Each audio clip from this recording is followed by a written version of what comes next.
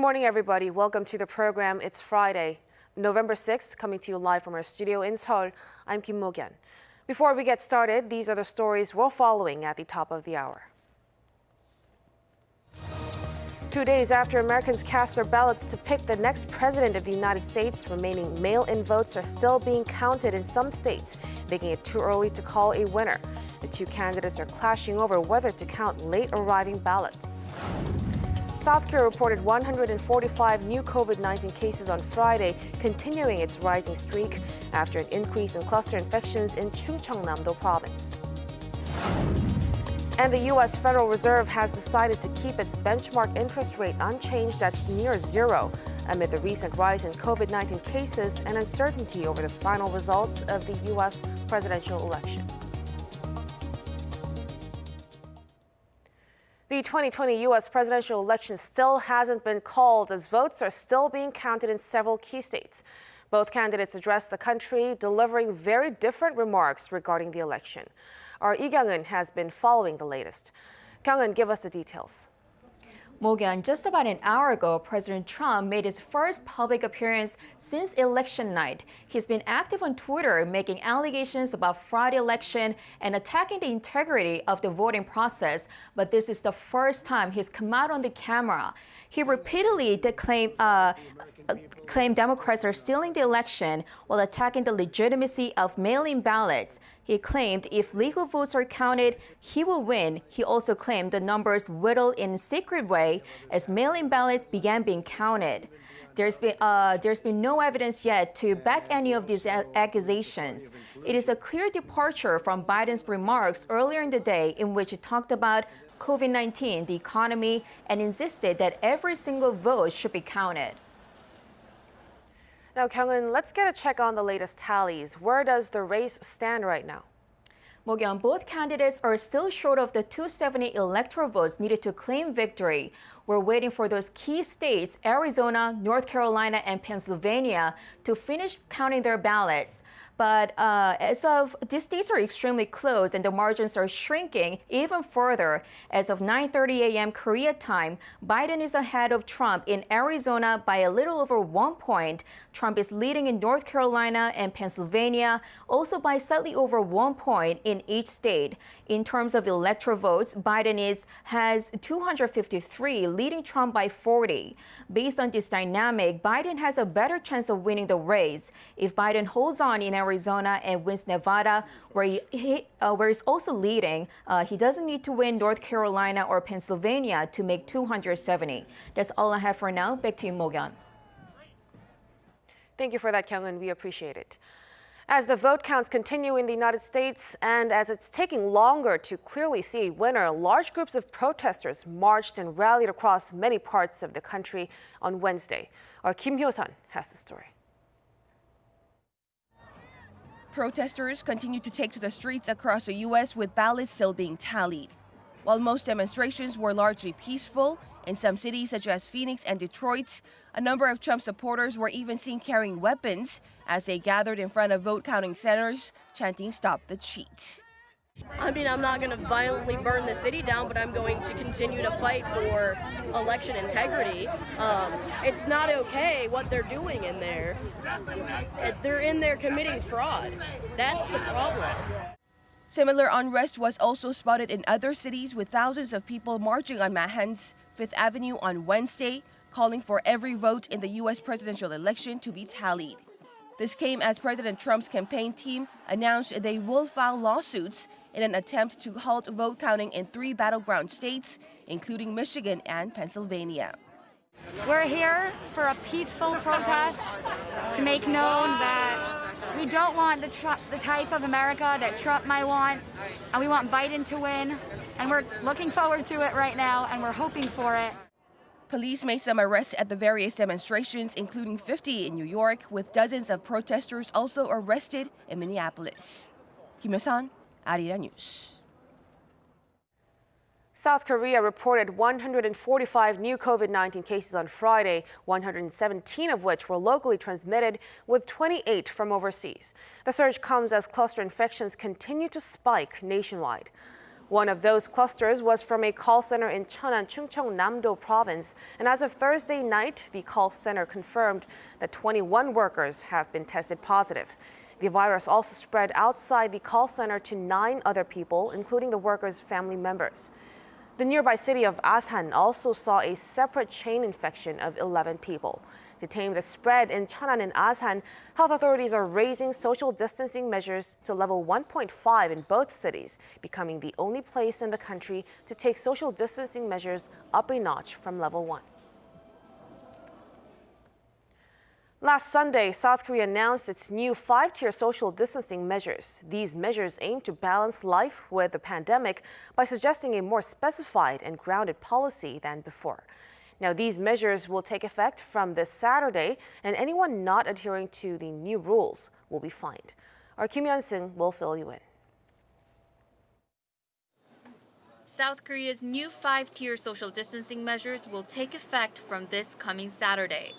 The whole nation will now be subject to the new and improved level 1 social distancing measures, except for Cheonan and Asan in Chungcheongnam-do province, which upscaled their defense against COVID-19 to level 1.5 after seeing recent increases in cluster infections. The level of distancing measures will be determined by the weekly number of confirmed cases. Distancing up to level 2 can be applied on a regional basis. However, once the level reaches 2.5 or above, restrictions will be implemented nationwide. The new measures outline specific prevention guidelines for each situation. But regardless of level, wearing masks, disinfecting, and contact tracing is vital. Facilities or businesses that fail to adhere to these rules will have to pay a fine of some $2,600.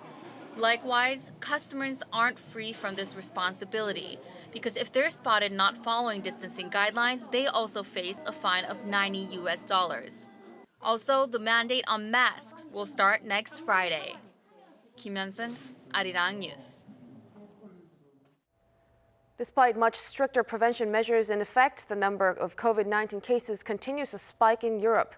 The death toll is also surging in many parts of the continent, including Italy, which saw its highest single-day spike since May. Our Lee Seung-jae has more details. The number of daily COVID-19 infections continues to rise in Europe, as do the death tolls. On Thursday, Italy reported 455 deaths from COVID-19, the highest single-day rise since early May. The country also reported over 34,000 cases over the past 24 hours, the highest daily rise since the start of the pandemic. Italy has reported over 800,000 infections, with the death toll now surpassing 40,000. COVID-19 infections are also on an exponential rise in Switzerland. The country reported over 10,000 cases in the past 24 hours. According to data from Swiss health authorities on Thursday, the country took 8 months to reach 100,000 cases, but now surpassed 200,000 in just 2 weeks. In a move to contain the virus, the country announced it was cutting the number of trains to Germany and France. 5 daily Swiss train connections to Italy will be suspended from Monday to at least December 12th, while routes to France will be reduced to just 2 connections daily between Geneva and Paris. In Sweden, the nation's prime minister has gone into protective self-isolation after a person close to him came into contact with an infected patient. This comes as the country has been rolling out stricter measures to urge people not to gather in crowds. Earlier this year, while other European countries locked down quickly, Sweden drew global attention by allowing restaurants, gyms, and schools to stay open and did not require people to wear masks. Lee Seung-jae, Arirang News. The EU has revised its economic outlook in its autumn 2020 economic forecast, projecting the eurozone's economy will contract 7.8% in 2020 before growing 4.2% in 2021 and then 3% in 2022. It also forecasts the EU economy to slump 7.4% this year before recovering with growth of 4.1% in 2021 and 3% in 2022. Compared to its earlier forecast, the projections for both the euro area and the EU are slightly higher for 2020 and lower for 2021. The report also indicated the euro area and the EU are not expected to recover to pre-pandemic levels until 2022. The U.S. Federal Reserve announced on Thursday that interest rates will remain unchanged at near 0%. In its recent statement, the Fed also pledged to do everything in its power to ensure economic recovery from the current difficult period. Our Choi Min-jung has more. The U.S. Federal Reserve has decided to keep its benchmark interest rate unchanged at near zero and pledged once again to do whatever it takes to restore the U.S. economy. Following a Federal Open Market Committee meeting on Thursday, the Fed said it was keeping its interest rates near zero in a range between 0 to 0.25%. The latest policy statement comes amid the recent rise in COVID-19 and uncertainty over the final result of the U.S. presidential election. With regard to interest rates, we continue to expect that it will be appropriate to maintain the current 0 to 0.25% target range for the federal funds rate. Similar to the previous policy statement issued in September, the Fed said the near-zero interest rate will not be raised unless employment is restored to the maximum level and the inflation rate surpasses its 2% target. In addition, the Fed once again stated that it vows to use its full range of tools to revive the economy. In a later news conference, the Fed chair also pointed out the economy is recovering at a slower pace after a recent rebound from the second quarter. According to the Fed, economic recovery is heavily dependent on the handling of the COVID-19 pandemic. As we have emphasized throughout the pandemic, the outlook for the economy is extraordinarily uncertain and will depend in large part on the success of efforts to keep the virus in check. The recent rise in new COVID-19 cases, both here in the United States and abroad, is particularly concerning. In order to contain the virus and support the economy, the Fed addressed the importance of social distancing as well as wearing masks. Choi Min-jung, Arirang News.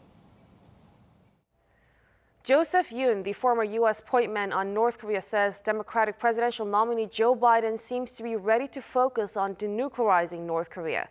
Speaking virtually during a session titled The Korean Peninsula After the U.S. Election, during the 15th Jeju Forum for Peace and Prosperity, Yoon explained that Biden seems to have been contemplating the issue for a long time.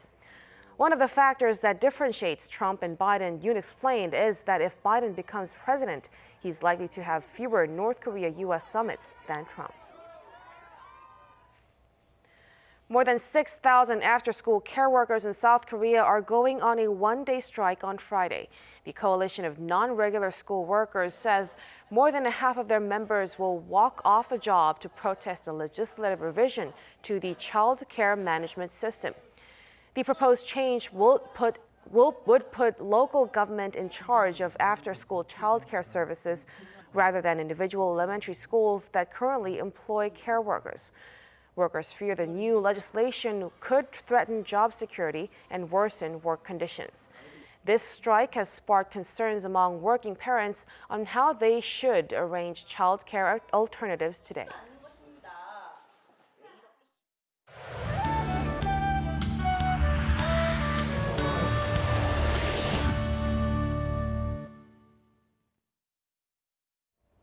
Good morning. There is chance of rain between late afternoon and early tomorrow morning in the central region. Jeju and the south coast will see light showers later in the day today. Meanwhile, many eastern parts of the country are still under dry weather advisories with no rain in store there. We had much higher morning lows to begin the day, and highs will climb to the mid to upper teens this afternoon. Seoul getting up to 14 degrees, Daegu, Daejeon at 16 degrees this afternoon. Well, that's slightly lower than yesterday. Then dust levels could rise today in the central region, with Sejong City seeing high levels throughout the day today. Then tomorrow, more regions will see dust levels going up. Tomorrow is Ipdong, the beginning of winter, according to the traditional Korean calendar. Then there will be sharp drop in our morning lows. A much chillier morning is in store for next Monday. That's Korea for you, and here's a look at the weather conditions around the world.